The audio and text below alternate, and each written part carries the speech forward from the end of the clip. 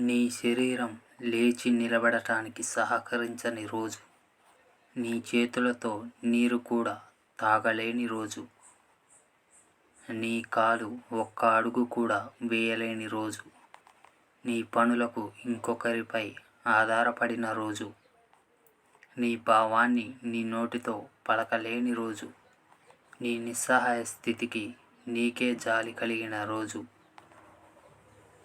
నీ జీవితంలో ఏం చేశావో, ఏం సాధించావో, ఏం పోగొట్టుకున్నావో నీకు స్పష్టంగా తెలిసిపోతుంది.